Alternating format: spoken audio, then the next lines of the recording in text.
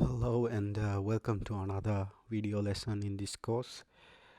This is a particularly weird one because I actually recorded this hoping that the sound was on, but the sound wasn't.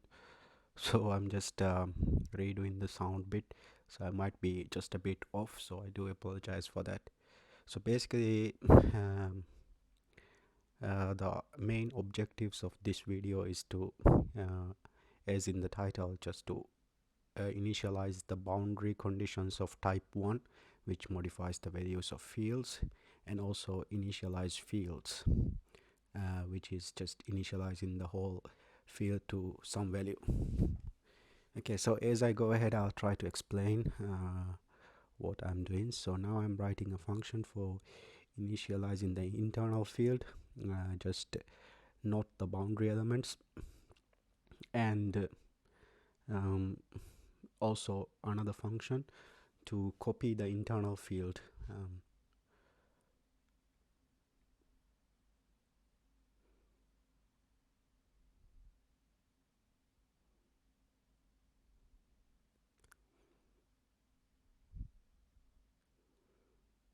Okay, so in the initialize fields, I'm taking the reference away so that we can just put a double value there without actually declaring it before. So in the header file, I declared these functions, and now I've just copied it into the CPP file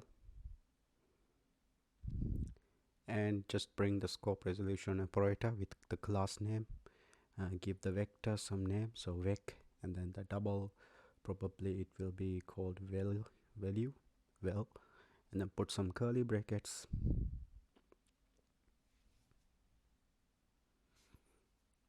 So in the initialize fields function, I'm doing this for the whole vector field, so it's from the including the boundaries as well, and then simply include a for all the size of the vector value will be equal to the prescribed double value.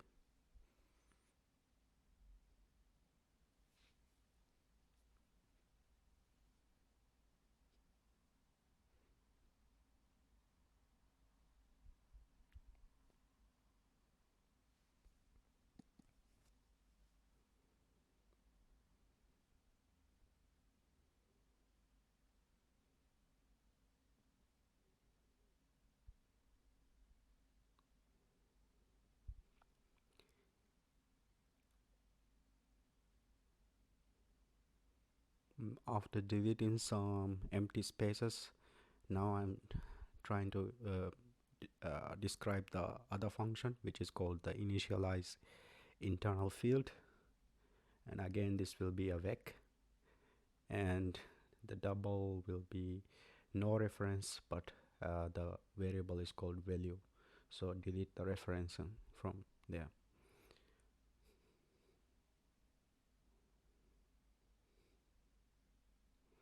Okay, so after deleting the semicolon and putting curly brackets, we can initialize now the internal field by simply using the for all internal option.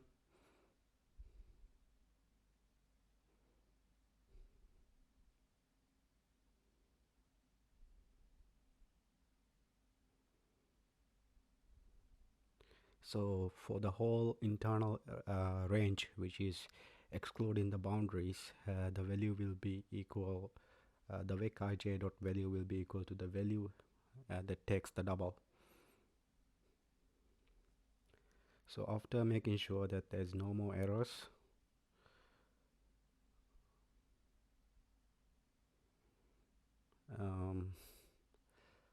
let's wait and see.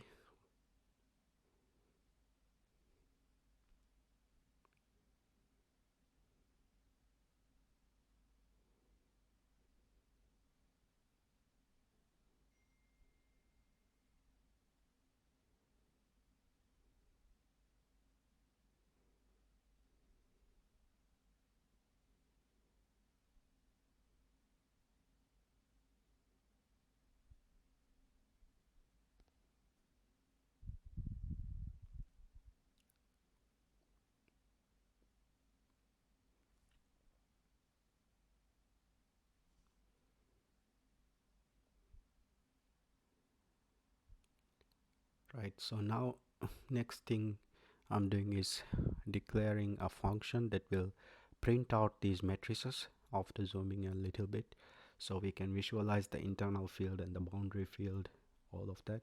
So it will take a vector field by reference,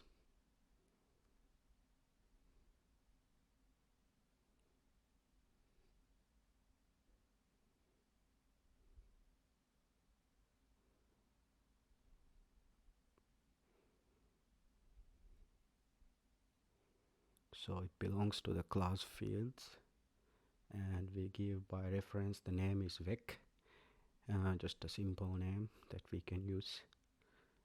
And after that we are going to go and write the for loop.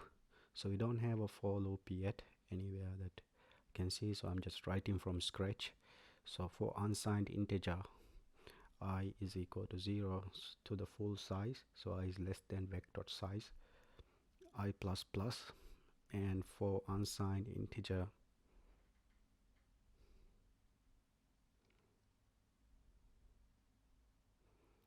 j is equal to 0 until j is less than vec I dot size, probably because we want to get the right number of columns, j plus plus.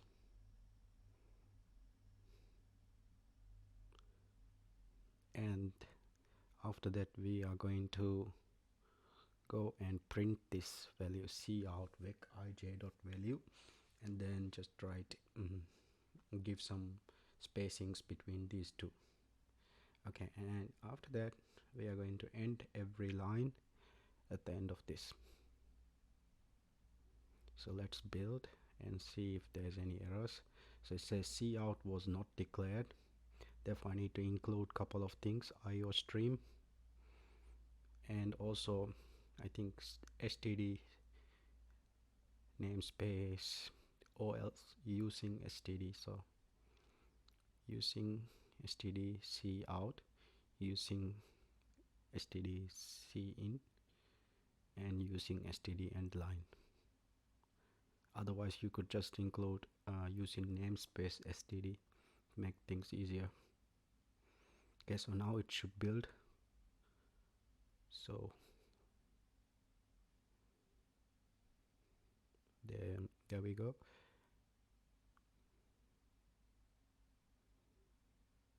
So it will only print out the value there, because we wrote in the print function to print the value.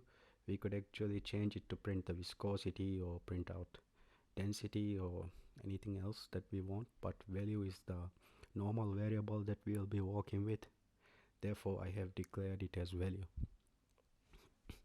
And also note that in future classes and stuff, also if it is the main variable, I'll be calling it value. So for example in matrices and stuff like that, so that we will have access to that. So this matrix can only be printed through an object of the class fields. So the object has already been declared, it's called field opper. So when you write field opper dot print 2d mat, we can print the any field, any vector field.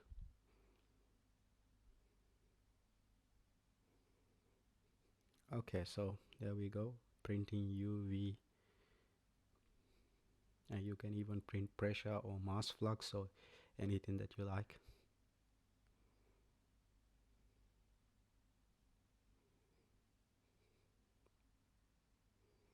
Okay, so now I think I'm going to write the copy internal field function. So just copy the entire thing to the CPP file before the print matrix function. So I'm going to put it here. Again, do the stuff that I usually do, say that it belongs to the class fields and give some names. So here I'm going to call this one from and this one to, so that it becomes clear when you want to call this function. So copy internal field from and to. Normally with vector fields I'm using the word vec, but here it's not the case.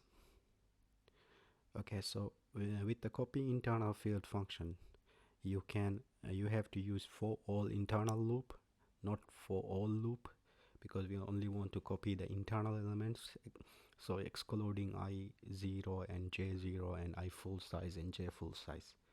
So we are gonna copy from to ij value is equal to from ij dot value. So every element in the from vector will be copied to the to vector.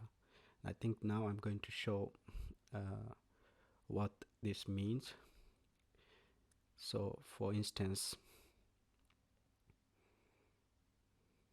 we can initialize a field, so internal field of pressure to a value of 0.2. So now we can print this matrix to see whether only the internal field has been initialized, and it's true because the boundaries are 0 and the internal field is 0.2. Just zooming in to show a bit more clearly.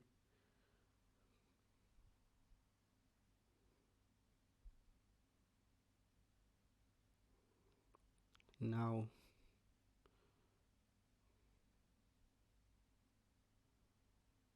we can copy this internal field from P to another vector field. So we can copy from P to, let's see what we copy to PP, which is the pressure correction. So it can be copied to any vector. I'm just showing PP. So we can now actually print PP matrix to see whether the matrix has been copied from P to PP.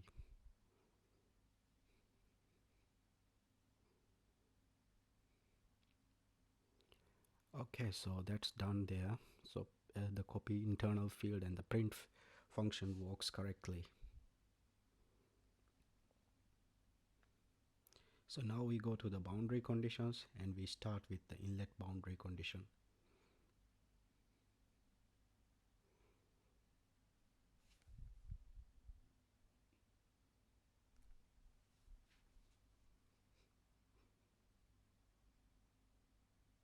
So these boundary conditions are the type of boundary conditions which modifies the values of fields, not the finite matrices.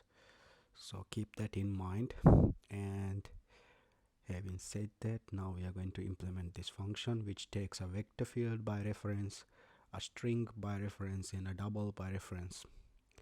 And I think I'm gonna delete the reference at the double. Oh, keep it, not sure exactly what I was doing there. I think I'm trying to explain what having this means. So if you have a reference taken by reference, for example string and the double, you can't write values like this.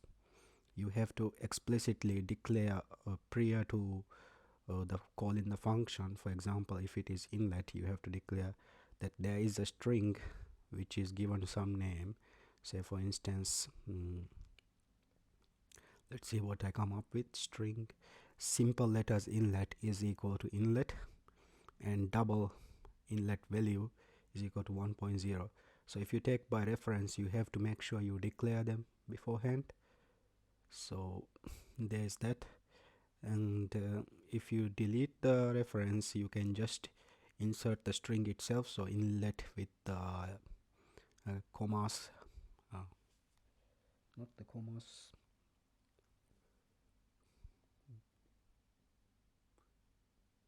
Okay, so now I'm saying that this belongs to the class fields, scope resolution operator. I think I'm keeping the reference at least for now, and giving this a name as vector field, so vec. And okay, I've deleted the double and the string reference. Let's see.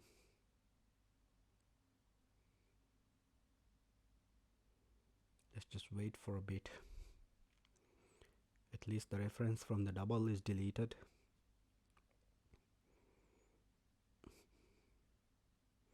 So now I'm saying that for north boundary, which we have already implemented in the for loop for all operations header file, and the string is called wall name. so we can input any wall name there. So for north boundary of the vector field, the vec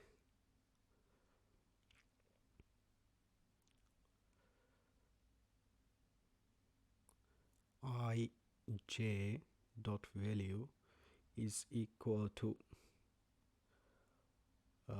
the boundary value.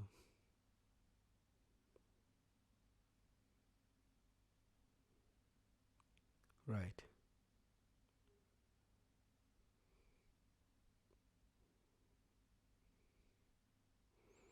And just because we are doing north boundary at the moment, we will come back to the string. So for the moment I'm just deleting the string just to show you where the north boundary and if the value has been modified. So let's go ahead to the main file and actually call this function. So field opera dot inlet boundary condition for the vector field u and with a value of 1.0. Okay, so now we can print this matrix to see whether the north boundary has been modified. So build and run the project, and of course we have on the north boundary a value of 1, which means that the boundary condition is working correctly. So let's see, in the for all operations I've included for south boundary, for north boundary, for west boundary, and for east boundary. And for the north and south boundary, I go through the entire J's, but start at the second row and finish at the row before the last row. So I'm only modifying these values there.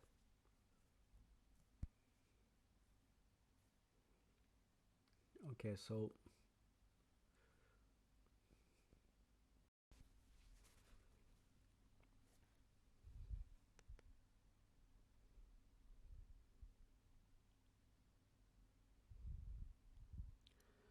so now that we know that it was working for the north boundary, we can actually do this for every other boundary, so including the north, south, west, east. So we just take a string which is called the wall name and then write an if loop.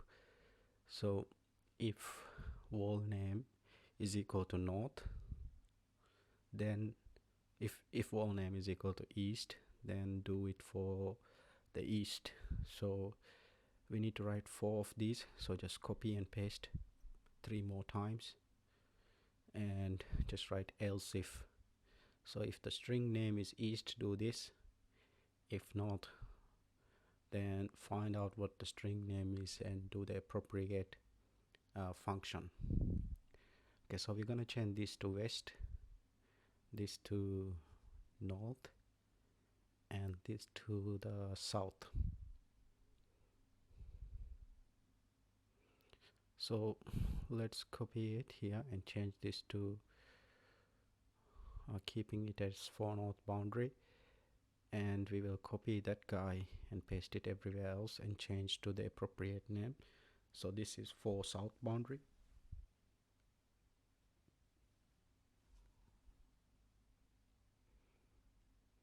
and this is for west boundary,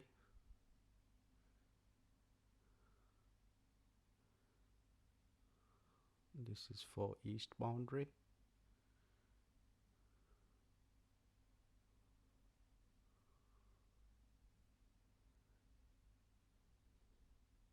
and now we can call this function using all the, so we are going to declare east, a string called east, which is east, and we are going to include string so that we have access to string. Then we will declare west string, which is called west with a capital W, and then just copy paste that and change to north and south.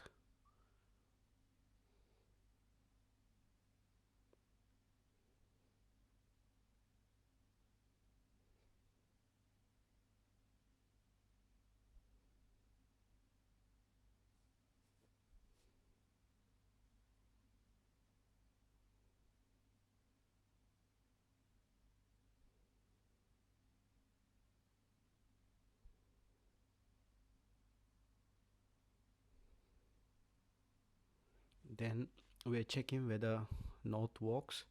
So string has not been declared, so we need to include string here as well in the fields.header file. So we include string and check again, and it says that still string has not been declared.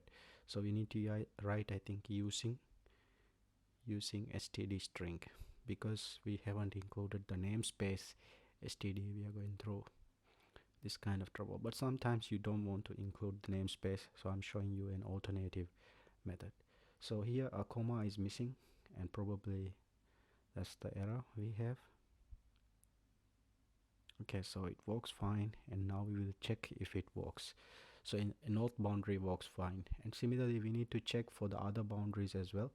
So so just to make sure that all boundaries are working, and now because it's taken by reference, it will no longer work. It will give you an error saying that invalid initialization of non-constant reference of type string. So therefore we can only use a pre-declared variable. So we have to use the string name there instead of the actual wording. Okay, so now I'm checking the east. So east is just one step ahead, or sorry, before the actual boundary. So something has gone wrong in the for all operations header file. So we are going to fix that, hopefully. And before that, I'll just check all the boundaries, so just to make sure that what else is wrong. So initialize into a value of 2, 3 and 4, north to 3, east to 2, west south to 2, east to 3 and west to 4. And we will check where have we gone wrong in accessing. So north and the south seems to work fine, but the west and the east are one step ahead and one step before the actual boundary. So we need to go to the for all loop and fix this. So for the west boundary, for the east boundary, it should be at where I is, where j is, it should start from 0, I think.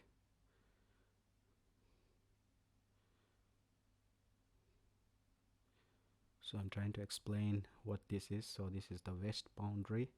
So j goes from 0 to j equal j max, and similarly for the east. So let's see what I'll do. So first of all, I change this to the correct one. So I should start from 0 and end with 1.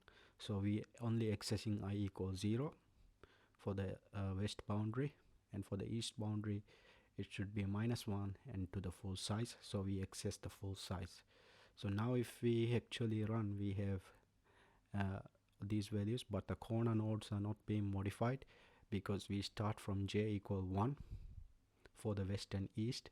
So we could actually go ahead and change that. I don't know if I'm going to do it. Let's wait and see. So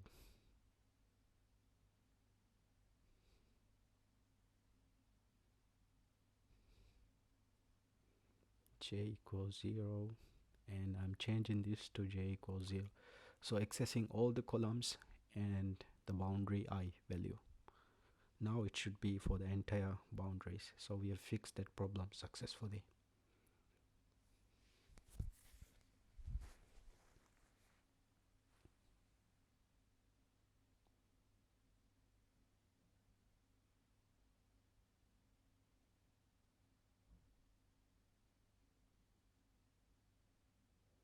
Okay, so we definitely know that everywhere else should be 0, and only the north boundary is 1, which is the moving wall boundary, where the lead is moving at a velocity of 1.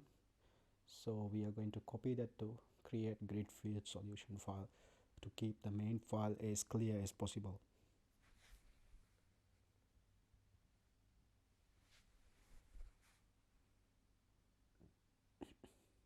Okay, so I think next on schedule is to implement the linear extrapolate boundary condition for the pressure. Let's see what's going on. Okay, so for the linear extrapolate boundary condition, I'm trying to explain what this means, for example, at the north boundary. So that's the boundary cell, and the cell adjacent on the left hand side of it is the boundary neighbor. Okay, so I'm giving some values. For example, at this cell is 1.0, that cell is 1.1, that cell is 0.9, that cell is 0.8, and this cell is 0.9, and this cell is unknown. That's the boundary value that we need to extrapolate.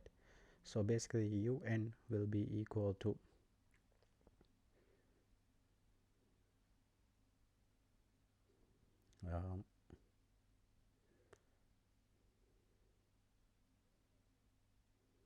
okay, I'm giving just some number of elements. For example, that is the 9th element, this is the 10th element, and that's the 11th element.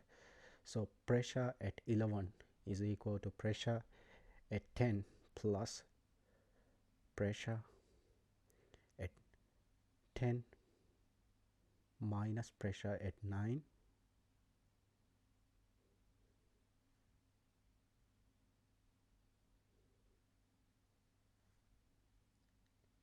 multiplied by,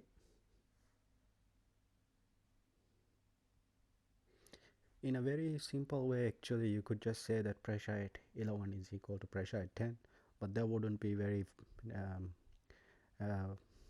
what do you call it, sophisticated method. Yeah, it wouldn't be a very sophisticated method. So pressure at 10 minus pressure at 9 multiplied by the interpolation factor at 10. So that's how we extrapolate this. So now we are actually going to keep this as a comment, and then we will write the function. Okay, so void linear extrapolate boundary condition.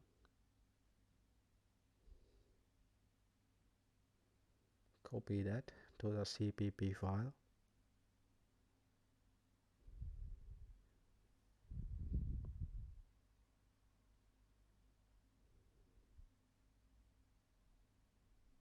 Say that this belongs to the class fields, and this is the vector that we will be taking, and of course we need, I think, the string. Let's see what we need. We need string, which is the boundary name,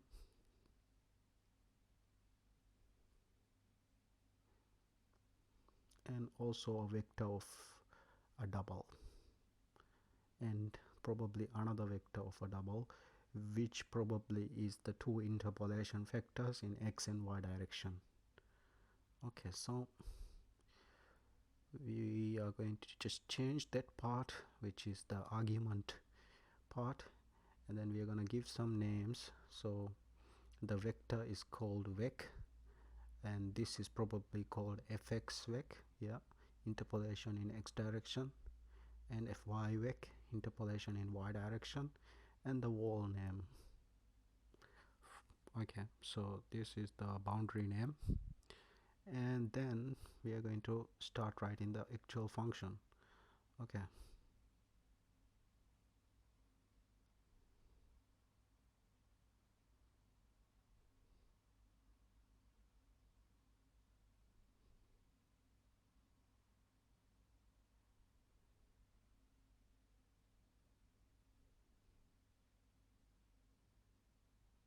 so we will copy everything from the inlet boundary condition, but it's not going to be exactly the same. We are only using the if loops from there, so we will delete everything that's inside the if loop. So if the boundary is north or south or west or east, do something, and then if it is east, then for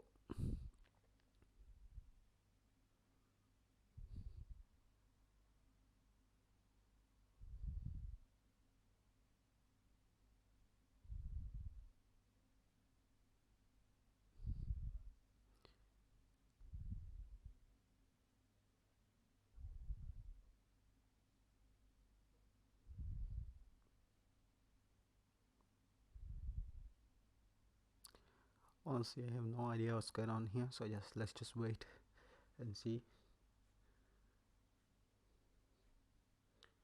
Wonder what I could have said there.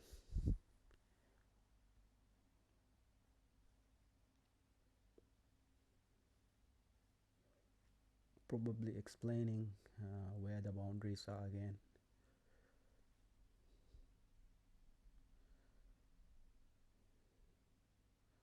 So for unsigned integer j equal 1 to the full length number of columns minus 1, so from the first element to the last element, well, element before the last element, we are writing a for loop, and we are saying that I there is equal to the full size minus 1, so it should be an integer. So we are trying to go through all the columns but fix I direction, and the vec ij dot value there will be equal to the vec ij dot value, just like we seen it in the description a little while ago. Actually vec I minus 1j dot value plus so the boundary value is equal to the neighbor value plus bracket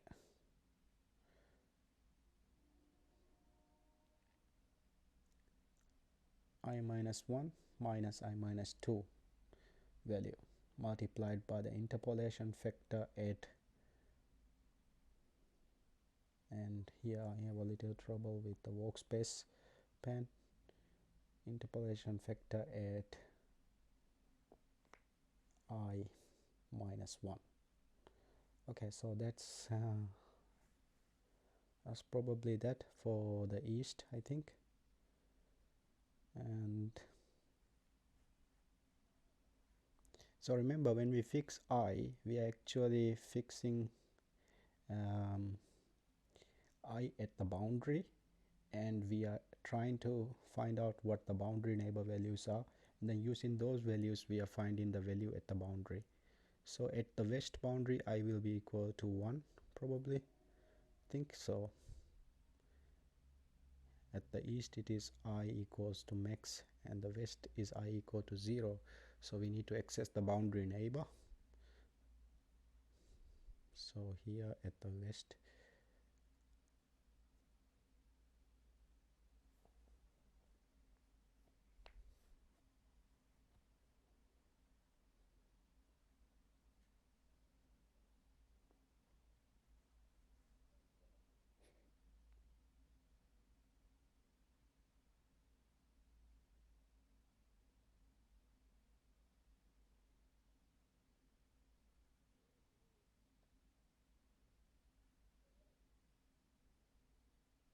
so I is equal to 0, which is the boundary at the west, and we use plus 1 this time to access the right hand side element of it, so the element before. So when you are at the west boundary and the south boundary, you need to go plus, and when you're at the east and the west, east and the north, you need to go minus.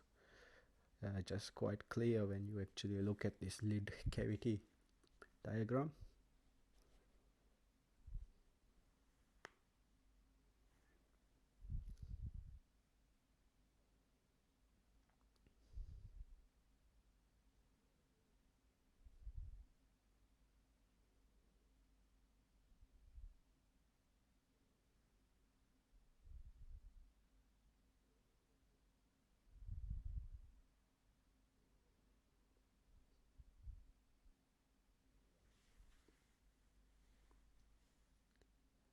So at the north boundary we use to access the boundary neighbor, we use j minus 1, and we will subtract j minus 1, j minus 2, so the two boundary neighbors values.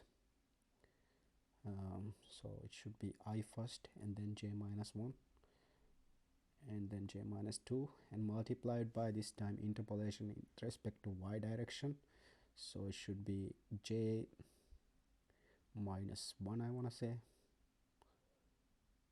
right? Okay, so there that is.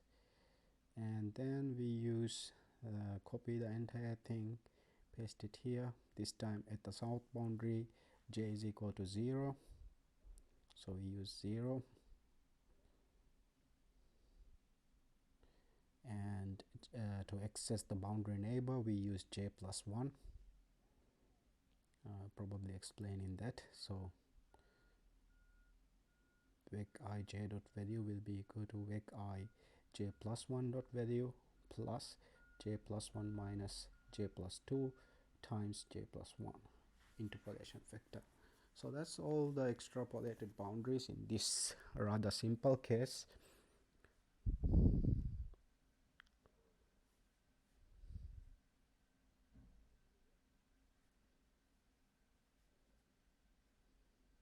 Then I'm just changing everything to unsigned integers just to keep consistency,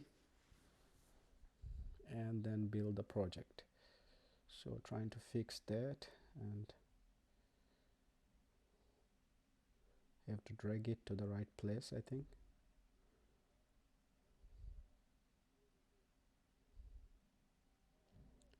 Just bring it down. Apparently I have no idea of how to bring it down. Okay, there we go.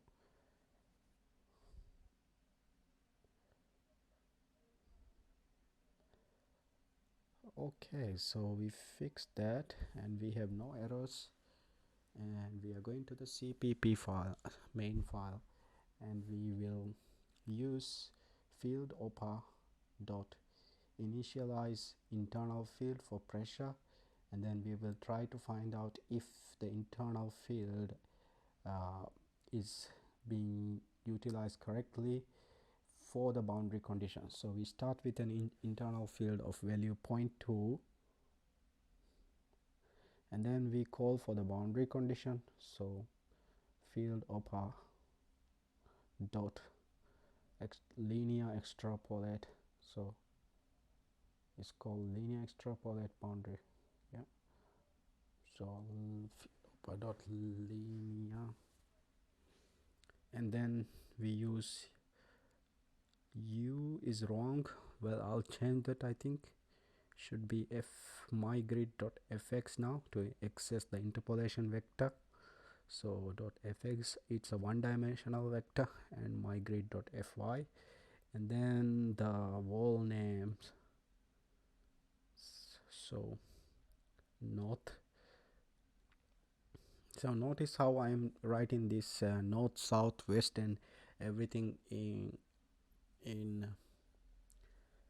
a separate part, but you could actually make a vector of strings and just do copy use this boundary condition once to call for north, south, west, and east using a for loop, but that's outside the scope of here. So I've done just for the north boundary, and you can see that the values are copied from the internal field correctly using the two adjacent neighbor values, and still it is 0.2, which is showing that the value is correct. So okay, let's go ahead and see what else is done. So we will call for the other three boundaries, so namely the south, the west, the east, and the west. And also, yeah, that's probably it, and we will see what happens. Okay, so now all the values are copied from the internal field except the corner nodes, which we will probably fix later or let it be for now. So this is the linear extrapolate boundary conditions, for mostly used for the pressure in this particular tutorial or this course. And I think that's probably the scope of this video. Sorry that its sound is a bit maybe out of match, because as I said before, I'm recording it afterwards. Okay, so thank you for watching.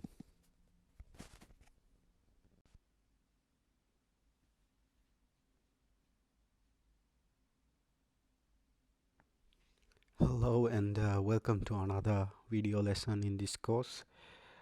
This is a particularly weird one because I actually recorded this hoping that the sound was on, but the sound wasn't. So I'm just redoing the sound bit, so I might be just a bit off, so I do apologize for that. So basically the main objectives of this video is to as in the title, just to initialize the boundary conditions of type 1, which modifies the values of